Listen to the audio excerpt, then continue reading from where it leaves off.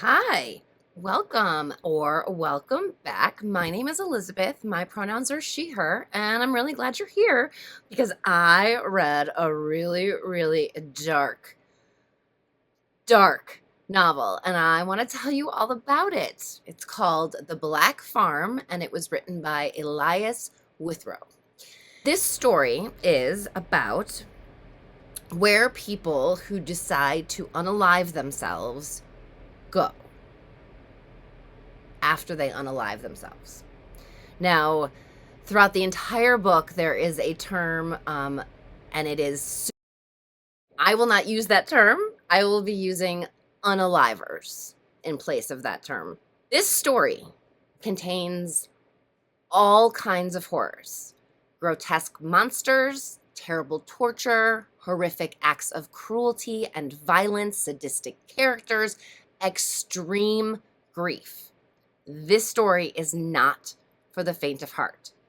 So, if that interests you in any way, join me for the ride.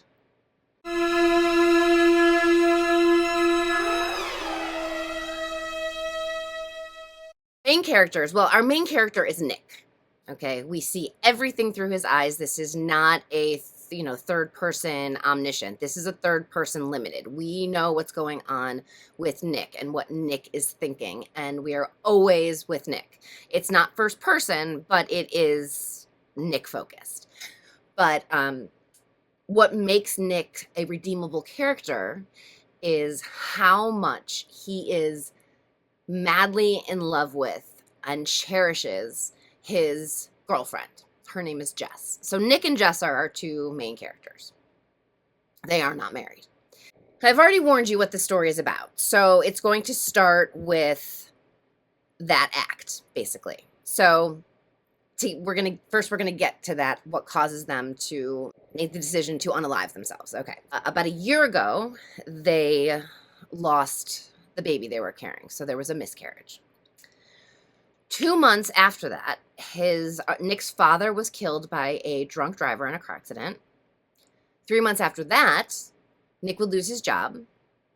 2 months later, they were facing eviction. And about a month ago, Jess's sister, at the age of 24, was diagnosed with incurable cancer. Jess tells Nick it's just too much. She can't face living anymore. She wants it to be over, to be concluded. She wants endless nothingness. And Nick agrees that he wants the same. Before the final decision, Nick actually has a talk with the God that he does not believe in. He asks for a sign that he should not be making this choice, should not be engaging in this action. He says any sign will do. Any sign that says he should stay. Any sign that says he should save Jess. But nothing comes. They want to drift off to sleep, with each other and just never wake up. They are absolutely sure that all of the monsters are on this side of reality, the side of reality that they are exiting. Blissful nothingness is what awaits them. They are ready for it to simply be over. So she swallows a handful of pills first, then gives the glass of water to him to take his handful of pills. He, in her last really coherent moment, she asks him to find her if there is an afterlife, which I find very interesting, because they're both, they go into this really truly believing that there's nothingness after this. And yet, just as they've taken the step that can't be undone, well, I guess they could probably drink some Ipecac or whatever, but basically they've already taken the step. She says to him, find me if there's a way to find each other. We get a very visceral explanation of the pain that his stomach feels and then his head feels from this way too many pills, and that it's really hurting his body. There's sort of a peace and there's a relief, and then there is instant worry because he's not supposed to be aware. He's not supposed to be anything. And he slowly realizes that he is being dragged across the mud on the ground by a chain around his neck. The thing that is pulling him is giant, fat, shirtless. It's a man. He has a scarred back. He has long, greasy black hair. And the bottom of his face is literally hanging off. His nose and mouth are destroyed. When Nick starts to stir, the giant speaks with a voice that is described to be like thunder. And it just sort of grumbles, "You're not supposed to be awake," or "not supposed to be awake." I don't even think it's like a full sentence. So that's when Nick notices the sky above him has there's no stars, and there are these red gashes in the sky that seem to drip a kind of red drool. But he can't really wrap his head around. I mean, like, there's just too many strange things happening, right? He gets pulled into a cement room where the chains on his neck are connected to a chain that the giant throws over a beam above so that Nick is pulled into a stress position. So to breathe, he has to be like on his tippy toes, but to relax his legs, and he can't breathe. So he's left alone like that for a very long time. Then a giant slug-like creature. Sorry if I make faces, but there's some really gross stuff in this story. There's a giant slug-like creature is crawling towards him across the ceiling. There's something strange about it because the slug seems to be bursting out of the stomach of a man whose corpse the slug is still attached. So when Nick first sees this, he thinks, "Oh God, this man is clearly long dead." And oh God, is this, is this my destiny to end up like this guy, right? So the slug makes it over to Nick's arm, because remember, his arms are pulled up above his head, and this slug thing is on the ceiling. And it gets to his arm, and it begins to eat him. Which is when the man that Nick had assumed was a corpse opens his eyes and says to Nick, "Take this from me." And then he falls to the floor dead. The slug wraps itself around Nick, mostly his head. Okay, now, here's the thing about Nick. Now, we don't fully understand this yet, but I'm going to tell you, because I've read the story already, that we're going to have our first peek here at who this Nick character is and how much fight he has within himself, which I believe is the main juxtaposition of the note of this story. Nick is an unaliver who was willing to give it all up, and yet he has so much fight in him. There is so much strength in him. There is so much strength in the love that he has for Jess. So this is the first time that we get a glimpse at this aspect of his character. So back to the slug. Nick, with bound hands and a collar pulling at his neck, has only one weapon at his disposal to use against this slug that is now wrapped around his head. And that is his teeth. So he begins to take bites out of the slug, and since there's no place to spit it, he literally has to truly eat it.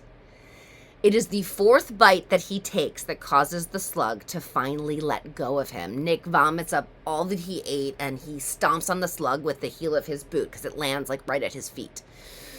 So he's able to, he's not breathing when he stamps on it, but he is able to stamp on it.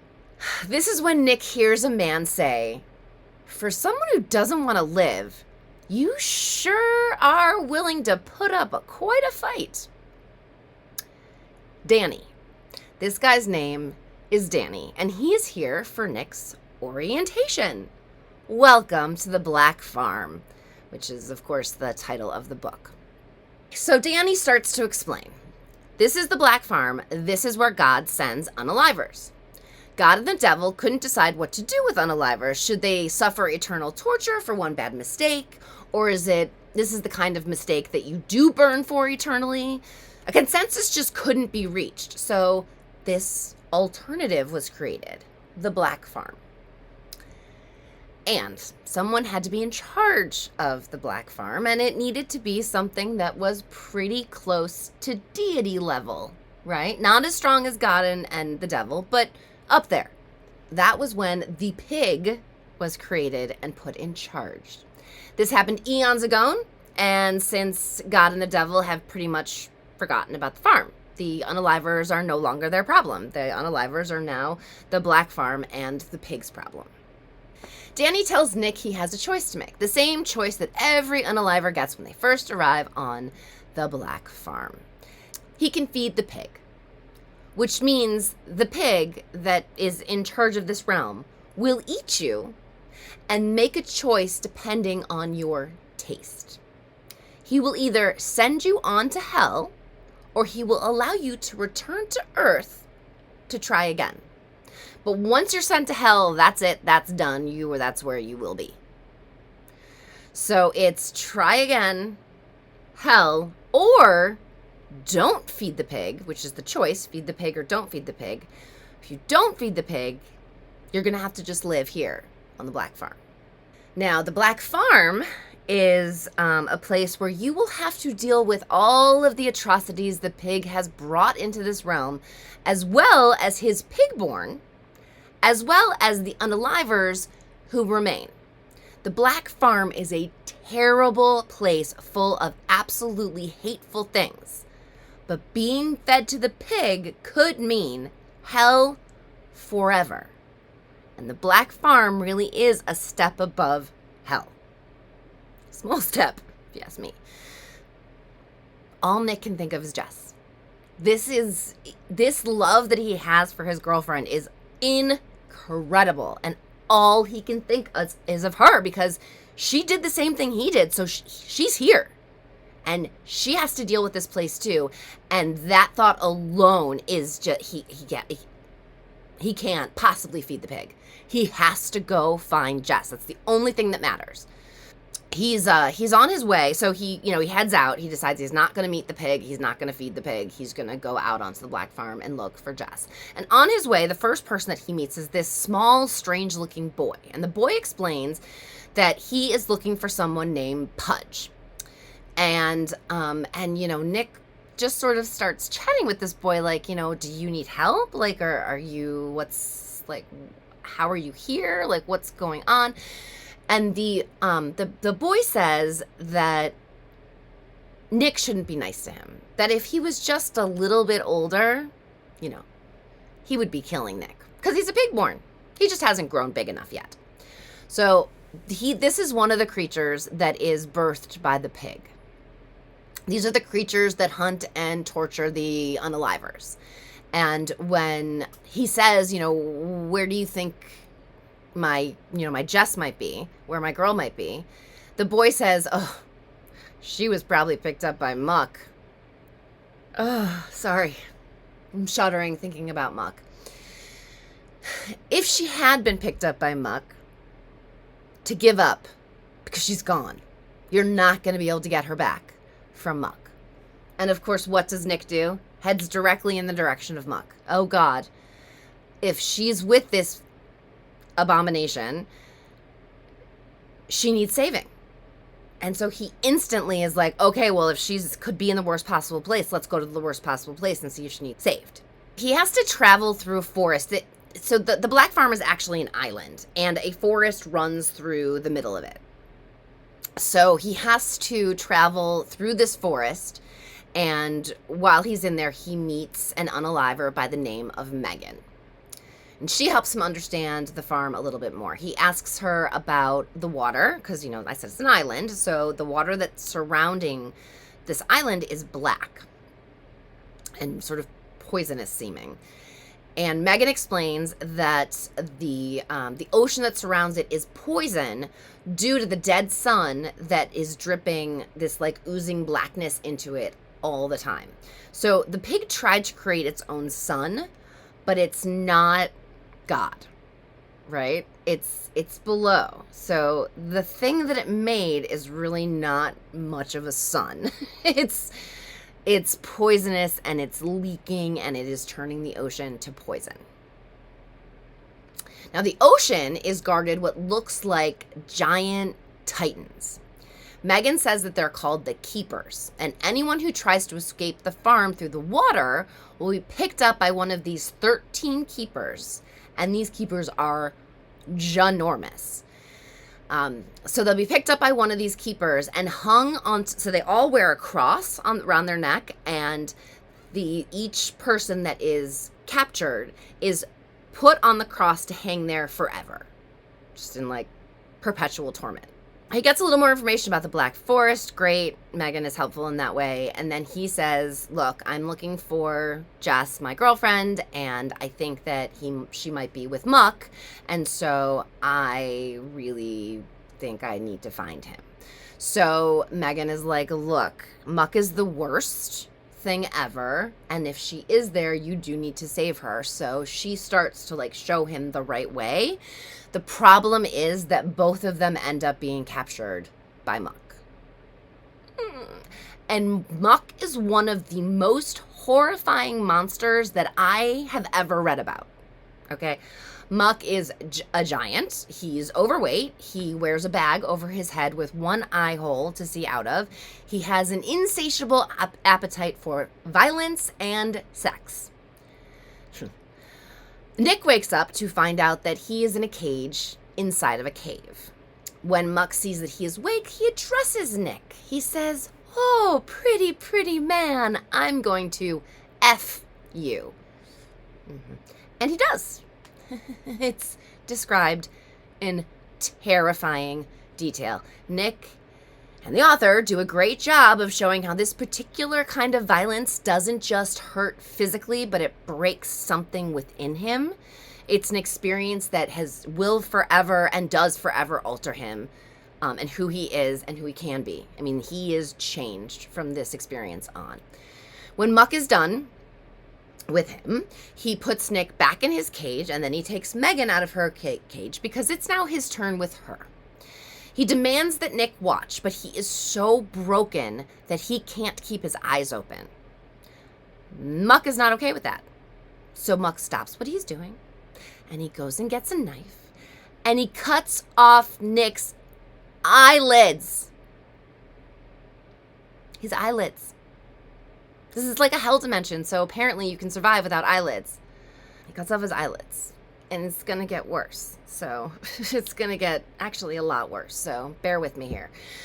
When Muck is distracted, Nick distracted by the things he's doing to Megan, he tries to crawl towards the cave opening, but Muck catches him and takes his legs and wraps them in barbed wire. Yeah, barbed wire. Then Muck chops off his arms at the shoulders. Okay, so now he has no arms, no eyelids, and his legs are wrapped up with barbed wire. So he passes out from all of this pain, obviously. And when he wakes up, Muck gives him a piece of meat. But he can't eat it. The meat is too tough. His teeth are too dull. Maybe. Oh no. So Muck decides he's going to fix it for him. Your teeth aren't good. Your teeth aren't strong enough? We'll fix that. He removes all of the teeth Nick has in his mouth, and he shoves screws into the bleeding gums of his jaw. Ugh. Muck says, I fix your teeth, now eat.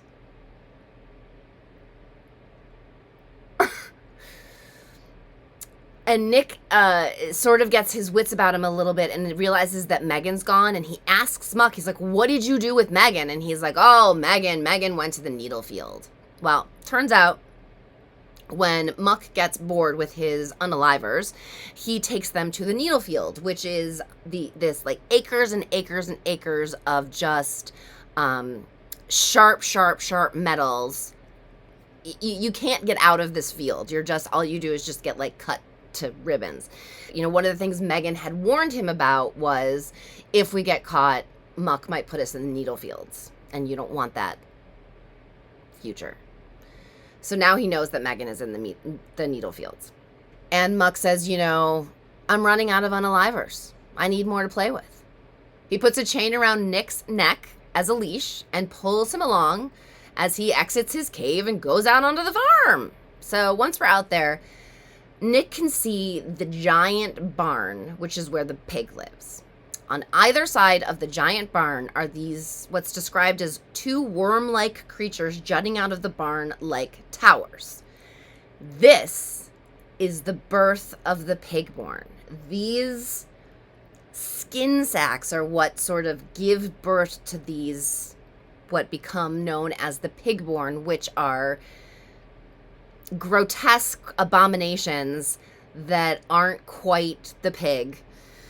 Because again, he's not God. He's powerful, but he's not quite God. So he's creating these like abominations, but they're coming out of these skin tubes that are jutting out of the giant barn where the pig lives. I hope I described that correctly. That's what it sounded like to me was being described. So Muck then commands Nick to use his new teeth to go over and bite an unalive for him. And when Nick bites his big toe, this unalive's big toe, he realized that the screws in his gums are loose. So he realizes, wait a minute. The only way to get away from this Muck guy is to die, right? So he needs to die.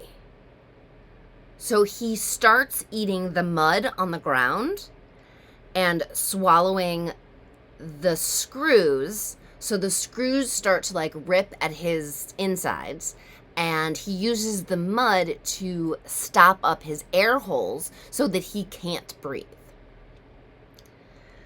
It's fascinating to read. It's fascinating. And the fact that he's trying to kill himself and yet his body is trying not to die. His body is trying to clear one of the obstructions, and Nick uses the only strength he has left to keep the obstruction right where it is so that he will die. He wakes up to discover he can open his eyes again. He has eyelids. He has arms. There's no more barbed wire. But there is a sound. A voice saying, "Gonna get me some sky sludge." So it turns out that those gashes in the sky, that's where the unalivers come from.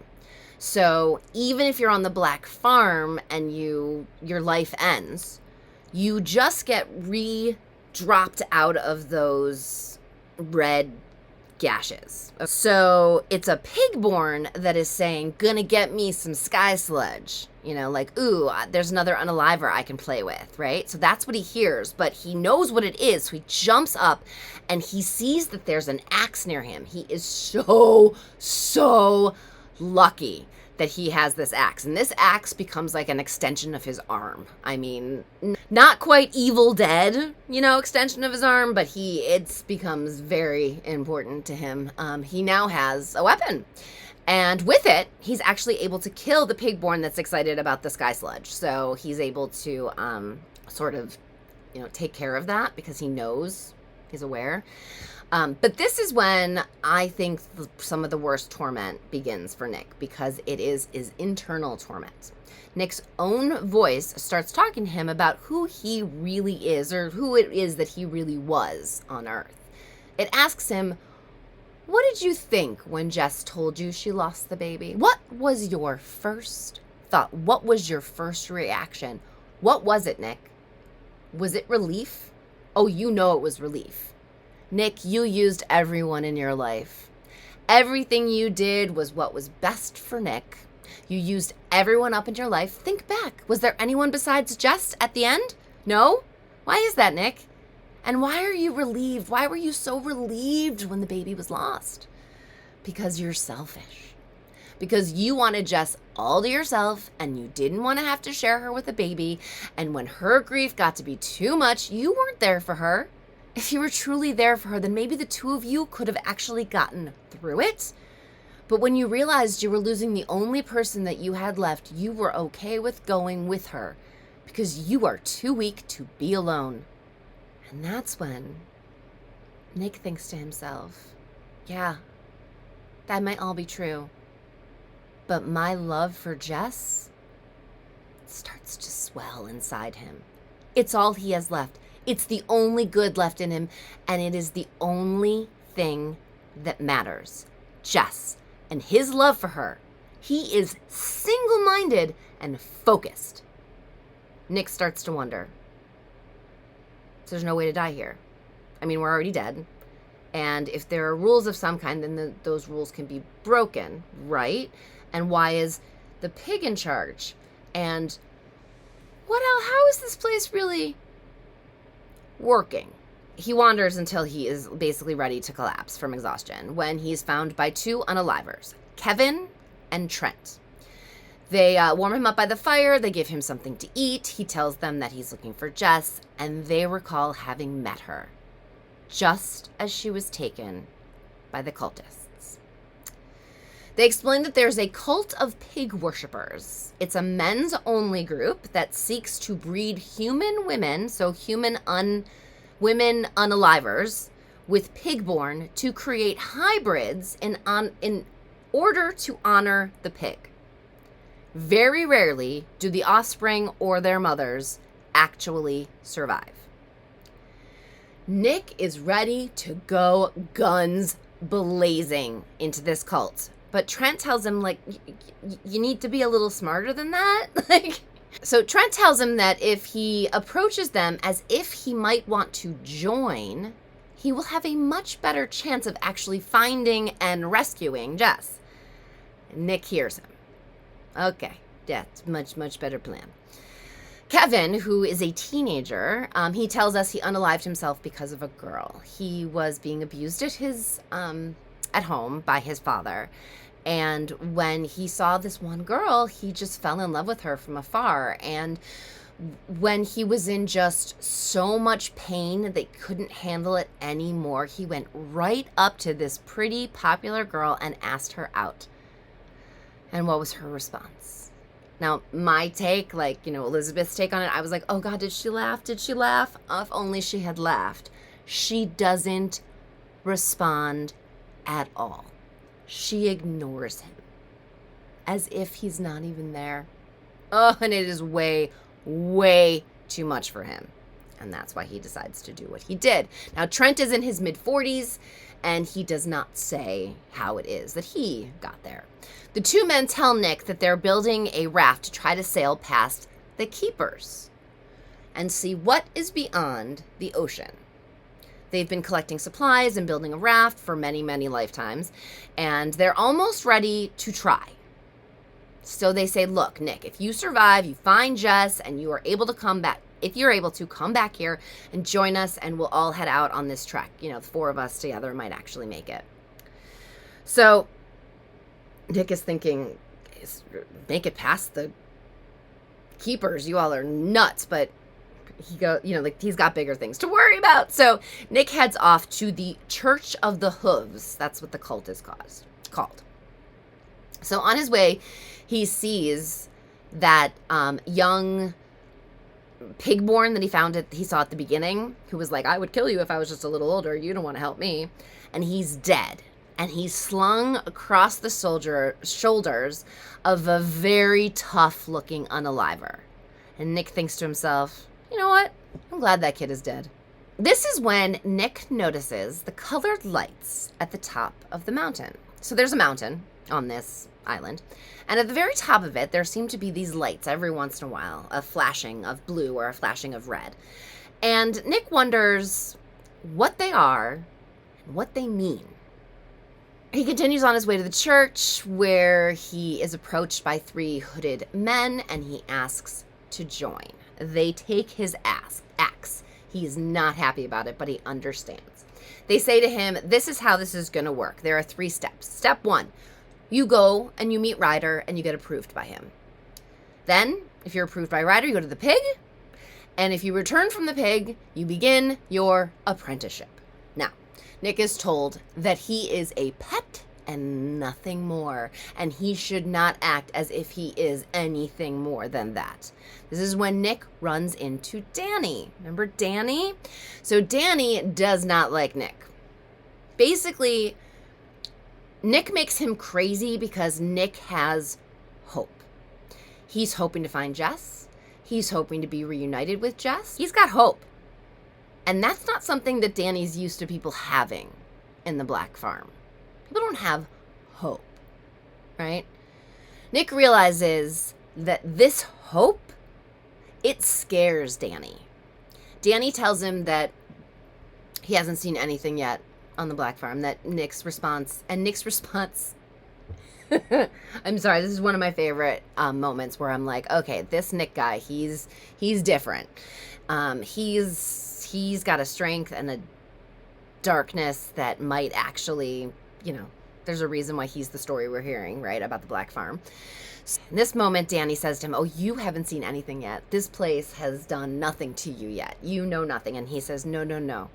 This place has absolutely broken me into pieces. But guess what? I put myself back together, and now all my pieces have sharp edges. So you better watch out. It's awesome. It's so awesome. I'm like, yes, it tore you apart. You put yourself back together, and now you're actually a little tougher because of it. Like, you better not mess with this guy. It's kind of awesome. So this is when Nick is taken to meet Ryder's first step, right? Ryder is... I can't tell you how many times he says this in this story, because these men and these pigs and these things are just like, they're all fat, like super gross fat. And so Nick says Ryder is the fattest man he's ever seen. And that was like, Muck was the fattest man he'd ever seen, but now he's seen Ryder, and Ryder's even fatter. So he's naked, he's smelly, he's bloated, he slays whatever on this huge bed because it's the only thing that can hold him. And there's a table of food surrounding him. There's also a woman who is shackled to the bedpost by her neck, and a big part of her shoulder is missing. Uh-oh. It's Megan. She's in too much pain to even recognize Nick. Ryder slices off a little more of her shoulder and gobbles it down. Nick tells Ryder that he does not find his food very appetizing, and Ryder thinks that's funny because she's delicious. He makes Nick eat some of her, and when he chokes it down, Ryder decides that he's good to go to meet the pig. He puts him under Peter's care, who has 2 other potential members who are going off to meet the pig, and Nick should join them. Peter shows him to his room and tells him that he can roam anywhere he wants except for the basement. Only full members can go to the basement, and Nick obviously assumes that that is where Jess is. The basement. He wanders back out of the sanctuary. He looks down the stairs into the blackness. He considers going down the stairs, but he hears people coming and heads outside instead. While he's sitting on the church steps, he sees the lights on the mountain again, flashing, blue and red. Peter finds him on these stairs outside and gives him a robe. William, Anthony, Nick, and Peter will be heading off to meet the pig. Now, Peter tells him that the pig-born will leave them alone for the most part, due to their robes. But they should be aware at all time because the real danger lies in the unalivers who don't agree with the worship of the pig. They will try to stop us, and they will try to kill us. Then Nick gets his axe back, and he is really happy about it. He feels whole again. When they head out, Nick starts to ask some questions of Peter because, he's curious about stuff, and he's trying to figure things out. So he asks Peter about those lights on the mountain. Peter tells him that they are called the eyes of the world. Then he tells Nick not to mention them again. So on the way to the castle of the pig, the big barn, they end up having to fight some unalivers. Anthony and William are both absolutely useless in the fight, but because of Nick, they do end up being triumphant. Peter reprimands the 2 that did nothing and praises Nick, and they continue on. When they get to the big barn, Danny is there. When Nick encounters him, he tells Danny that he knows Danny is afraid of the eyes of the world, and he can see worry on Danny's face. So he's starting to realize that these eyes of the world are something important. But he's still really focused on Jess. I mean, he's learning about the place, which is really interesting, but he's really still focused on finding Jess. So they wait and they listen because someone is feeding the pig. And they describe these horrible sounds. Sounds Nick has never heard before and would like to never, ever hear again. Once it's over, a bunch of the pigborn go into the throne room to clean up the mess, as it were. And then it's their turn. The pig is gargantuan. His head is the size of a bus. His teeth are the size of steak knives. There are skin tubes coming out of either side of him. And these are the skin tubes that lead to the towers outside of the barn where the pigborn are birthed. So it's literally a part of the pig. There are many dozen of feet tall, deformed pigborn surrounding the pig, brandishing weapons, and just sort of like an army protecting him. And that's when Danny introduces them to the pig. And the response they get from the pig is horrifying. The pig vomits all over them. All over all four of them. Peter too. And Anthony cannot handle it, and he vomits on himself. And Peter kills him swiftly. Deemed unworthy. You didn't make it. You're not going to be in our cult, sir. So afterwards, Nick asks Peter why he takes part in this initiation every time. And Peter explains that he's hoping to be elevated, promoted, if you will. And he hopes that his efforts will be noticed. He does this every single time. So on their trek back, Nick asks Peter if he can witness a breeding event. Peter says, no, those are only for full members. But Nick reminds him that if it weren't for Nick, all of them would be dead right now. Not just Anthony. Peter concedes and says, okay, look. You can watch. But do not make a sound. And I will tell them that you are welcome to watch. But if you do anything to be noticed, there will be problems. And Nick absolutely agrees. He's, I totally understand. I'm just curious and fascinated, like as if he really wants to be part of this cult. So when they return to the church, the pews are full because the people are congregating for this breeding event. Nick goes to his room, he tries to clean up a bit, and then he heads back to the sanctuary, and it's now empty. So he heads down the stairs.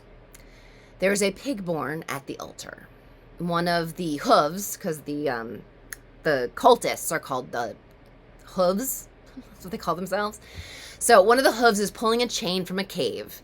And first he comes out in the chain, and then two women appear at the end of this chain. One is about 50-something years old, and the second one is Jess. It's Jess. Nick does some very quick mental calculations and realizes that anything he does in this room will result in his pain and death, and Jess's pain and death, but not really enough of the pain and death of the cult. So there's really no way to get her out of here alive. So he has to think of a plan, right? And so he silently promises Jess he will be back and he will get her out of there.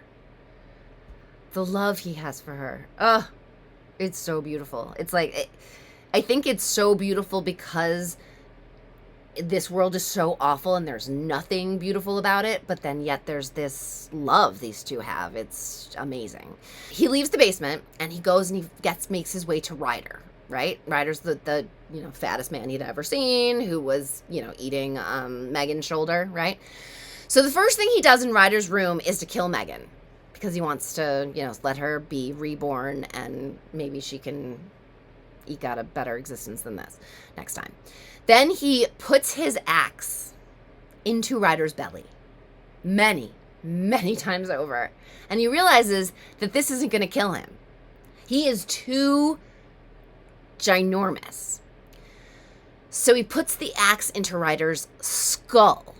Okay. Then he tips one of the, so there's these, I don't think I explained this, that in the church, there's these bowls of fire. That's the light. There's these like bowls hanging of fire, and he tips one over, and it falls onto Ryder's stomach, where his fat instantly begins to bubble and burn.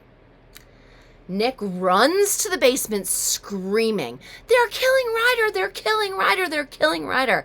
At first, nobody seems to move because, first of all, who is this guy that we don't know that's screaming? But Peter knows who he is, and Peter yells to them, "Save Ryder!" And everyone runs out of the chamber. Everyone, that is, except for the pigborn and the two women. The pigborn is enjoying himself with the first woman. So Nick splits his skull open. It's pretty awesome, I gotta say. He cuts the woman's chains and yells at her to run. And like, it's one of those things where he's like, "Run," and she just looks at him and he's like, "Run, you are free, go, get out of here." Then he goes over to Jess. And their love and their connection is so incredible. She sees him. She finally sees him. You know, he keeps saying to her, look who's here, you know? And then she sees him and she says, "Please, please get me out of here." And he has this beautiful thought about the blue of her eyes and how that is the only color he ever needs to see again in his life. She's here, she's alive, and he has her. And so they start to leave. But Peter returns. And he says to Nick, "Was any of it real? I mean, I trusted you." And they fight. And Peter tells him, "Impressive. In a place that always rains, you managed to set something on fire." I don't know if I mentioned that it rains all the time there. It rains all the time there. I mean, I don't think I mentioned that. Yeah, it rains all the time there. It's always raining on the farm. So it's very cool when Peter says, "Impressive. In a place that always rains, you managed to set something on fire." They fight and Nick wins. Peter vows to come after him forever. And Nick kills Peter. Which is when 4 hooves appear to take on Nick. And he worries that he does not quite have enough left. But then one of the hooves grabs Jess, shoves her head into his crotch, yelling how she is his now, and what he is going to do with her is exactly what he wants to do with her. And at this point, the author tells us that Nick unlocks. What a great word choice. He unlocks, and the fight scene changes. Nick changes. He leaves all of them in the dust, killing the final one by literally biting out his throat. He's left with this terrible shoulder wound. Like they stab his shoulder at one point, like literally goes through. But he and Jess do survive, and they leave that church for good. They make it to the forest, like literally just to the edge of the forest. And he collapses and he sleeps. And at one point he wakes up to Jess's hand on his cheek and they talk. And Nick admits to her how he really felt when they lost the baby and how all of this is his fault. And that he should have been there for her more. And that he regrets everything he ever did that ever hurt her. And that she is all that matters to him. She forgives him. In fact, she says there's nothing that he needs to be forgiven for. That she wanted to end things just as much as he did. And then there's this beautiful connection and then a physical connection, and they make love. And I gotta say, it's one of the grossest things I've ever thought of, because they are so grossly, disgustingly dirty at this point. They've been described as so nasty. I cannot believe the two of them are physical with each other, but cleanliness and whatnot. But I think it's supposed to be a very beautiful moment, but to me, I was like, ugh, especially when they sleep again and when Nick wakes up and he doesn't see her at first because she's just over a little bit by water, by, trying to clean herself up. She can't really find water, but she's trying to clean herself up because of how gross she is. And, and he's like, where did you go? And she was right there, but he, freaks out because now he knows the only thing that matters in his life is Jess. So he tells her about the keepers and Trent and Kevin and their raft and their plan, and they head towards the shanty town where he left them. So when they walk up to the shanty town, Trent comes running over to Nick and he gives him this huge hug, and he says he cannot believe that he actually made it and that he actually found Jess. They're just finishing collecting everything that they needed. They were going to start taking supplies to the boat. They were just talking about how long should they wait for Nick, because the coast is pretty damn clear right now. Like, this is a good moment. There is one very visible keeper on the horizon, but he seems to be walking away from them. And Kevin has been watching him for a while now. There's two others, and they're very small on the horizon, but Kevin has been watching them. They're just walking back and forth. They're not coming any closer. And the one that they really can't see is moving away from them. So they think this is... then they start to discuss the water. Because it's black and poisonous and yicky. And that's when Kevin tells them that he did some experiments. So he would... first he just would touch it. And he was okay. And then he, would put a finger in it for 10 seconds. And then, and he slowly got to the point where he submerged an arm. And what he realized was that it doesn't hurt you. What it does is it ultimately puts your body to sleep. And if you're in it for too long, you won't have any physical control over your body anymore, because it doesn't hurt. So you can go in the water as long as you get out in time, right?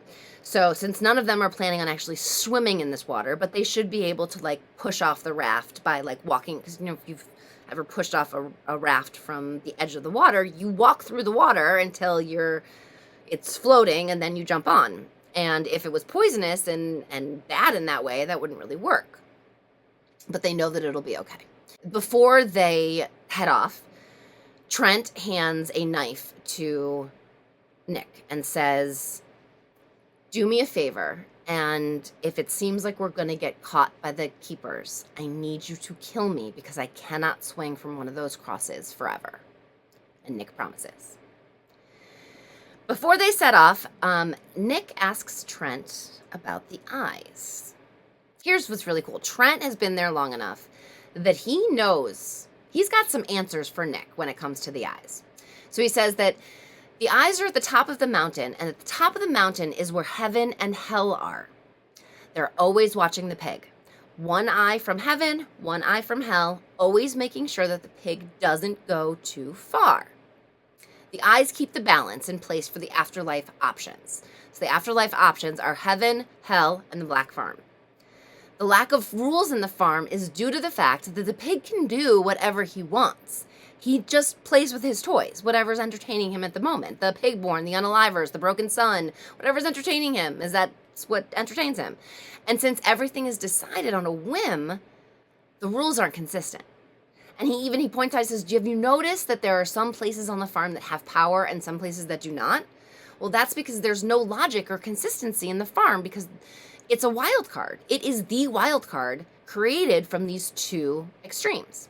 And the eyes do not interfere at all unless the pig breaks the balance, breaks through the walls of its own reality. So it's described at one point as sandbox. Like the pig has a sandbox to play in, and it can do whatever it wants with that sand in that sandbox. But if any of the sand goes outside of his sandbox, that is a problem. So that's what the eyes are sort of keeping an eye on. Right?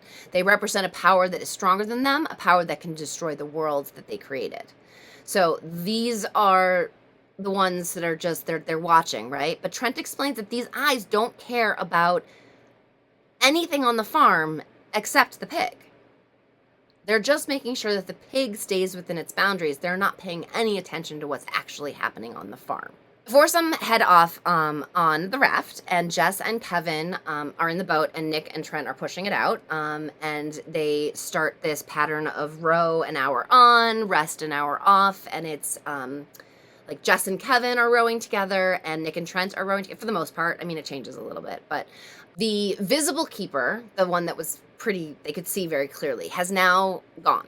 It continued so far away from them that it is now not visible, and the two in the distance are just continuing to pass back and forth, but not getting any closer. So Nick begins to worry that there isn't an end to this ocean. Are they going to spend their eternity floating on rotten water? While Nick and Trent row, Kevin and Jess sleep, and Trent tells his story. He unalived himself by doing drugs until he died, and he was responsible for a child at the time, his son. He was the only person in the world his son had, and he unalived himself. Trent says that if anyone deserves the Black Farm, it's him. Now they're in this pattern of resting and rowing and rowing and resting, and at one point Nick has the nightmare. And when he, that puts him back into Muck's cave, and it's really pretty terrifying. And when he wakes up, Jess's hand is over his mouth, and it's nearly pitch black out, and she is shushing him and telling him to be quiet. And she tells him, you have to be very quiet. Look over the edge of the raft into the ocean. And at the bottom of the water is one of the keepers. And the keepers have these hieroglyphs, like, marked on them. They're like big stone beings. They have hieroglyphs on them, and the hieroglyphs light up. Okay, so they can see him lying on the bottom of the ocean floor, and the symbols on his skin are pulsing as if he's sort of breathing through them. The people on the cross are all looking up and watching this little raft float quietly across the water, and they look at each other and they're like, is it sleeping? Like, what is happening? So Nick and Trent begin to slowly, quietly row as quietly as possible, because their drifting is slowing and they just want to make it over him. Kevin starts to break. He starts to lose it. But Jess talks him down, which is great, because if he started to scream, there would have been some serious problems. That would have been the end of them, really. The light emanating off of the keeper starts to fade. They find themselves literally surrounded by pitch. Like, it is just like Nick starts to worry. Oh God, we've gotten to a place where it's just we're just floating on a dead ocean, and nothing is beyond this, and we're just gonna float here forever, and it's gonna be terrible. And that is when the sound of a drum beating fills the air. It is far off, but it is clear, and it sounds again. So it's like drum, drum, drum, drum, drum, drum, drum, drum, like boom, boom, boom, boom, boom, boom, boom, boom, right? So they start to row faster because they're getting scared. Like, what in the world? There are drums. And they're trying to get themselves away from, so they're rowing away from the drums, but they can still hear them. And that's when Kevin says, "Do you see that?" And Jess says, "I do." And there's hope in her voice. Kevin says, "Look into the sky." And when Nick looks into the sky, he sees a sliver of golden light highlighting a spot on the ocean, and it is beautiful. The drums sound again. This time, so close, their eardrums seem to rattle. They row for the light, like with everything in them, like there's nothing else in the world. Just then, a figure rises from the ocean. Okay, this is described as a spire mountain with a human-like, pig-like creature impaled on it. And this is the thing that is playing the drums. Kevin begins to scream. Jess cannot help him, and all of a sudden they realize what the drum is. It's an alarm. They row faster, but there are now 9 keepers racing towards them, way too fast. Trent keeps rowing. We're so close, don't stop. But in moments, the sky is filled with keepers and their crosses, and Nick and Jess embrace. Trent keeps rowing. They almost made it. Nick takes out Trent's knife, drives it into Jess's head, removes it from her head, and plunges it into his own heart, thinking, we almost made it. My heart breaks for Trent. But he did say if anyone deserves it. So he wakes up again, and he finds that he's way too close to the needle fields. Whoa. This is no good. He sort of looks around. He's like, where do I head now? You know? He didn't, I so wish he had a moment to say to Jess, go to the shanty town and I'll find you at the shanty town, or I'll find you somewhere. But they didn't have that moment, right? He just needed to make sure that they didn't get stuck hanging from the keeper's, chain. So he decides he's going to head for the eyes. He's going to head for the mountain. So on his way, really pretty close to the foot of the mountain, he meets a mean-looking unaliver who is carrying a sawed-off shotgun. And Nick recognizes him. They start to chat. Finally, it hits Nick. You're the one who killed that little pig-born kid. He told me your name was Pudge. The man agrees, yep, I killed him, and yep, that's my name. Nick tells him that he's going to see the eyes, and Pudge thinks he's crazy. Pudge likes killing the pig-born. He likes squishing their guts. Nick says to him, you should join me. I bet there's really good guts to be squished up there on that mountain. This convinces Pudge. And he joins Nick. And Nick, it's not that Nick wants Pudge to be with him. He wants the shotgun. I mean, that's really what this is about. He asks about the shotgun, and he says, this is the only firearm that I have seen on the farm. How is this existing? And Pudge says, I made it myself. Forge and all. It's amazing what can you do with hard work and all the time in the world. After climbing for way too long, they rest.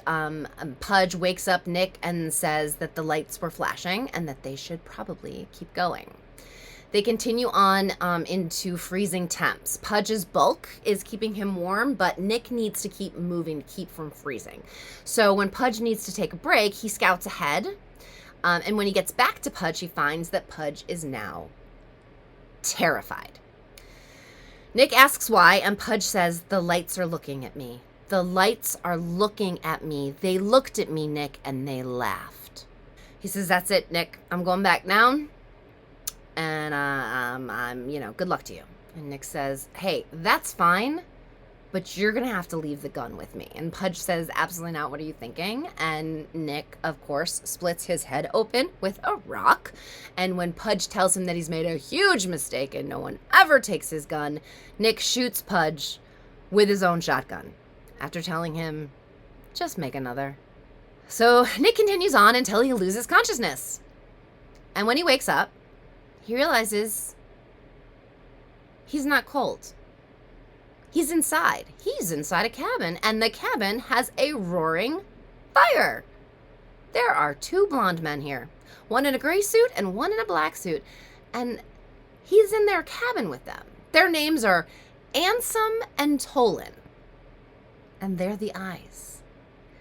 Ansem, from heaven, is the blue lights. Tolan, from hell, is the red lights. Oddly, Ansem is the gruff one, and Tolan is the calm one. Probably influence on each other over time. So Tomlin is the one who answers Nick's questions. Ansem is made from pure goodness. Tolan is made from pure evil. They have been made to be the way that people are. So they're human. They're flesh and blood. And they were made that way so that they would understand what they were watching. They were put there to make sure that the pig kept all, like I said before, all of his sand in the sandbox, right? This way, none of the pig's world will spill over and the status quo can be maintained. So Nick can start to feel the conversation that they're engaging in winding up because the two are discussing what they can possibly do with Nick because heaven and hell don't want him and he can't really go back to the farm. He knows too much. which is when, so Nick, realizing this conversation is ending and he's going to need to do something, he harnesses the power within himself, and realizing that only his arms are tied to the chair that he's on, that his feet are completely untied, he jumps up and he swings this flimsy chair into the hardwood table that's next to it, and it splinters into pieces, and it drops, all the pieces drop to his side along with the rope. And Nick instantly attacks Tolan. And Tolan is at first just shocked. Then he sees Nick break Ansem's nose and knock him out. He turns back to Tolan and tells him to take a little nap.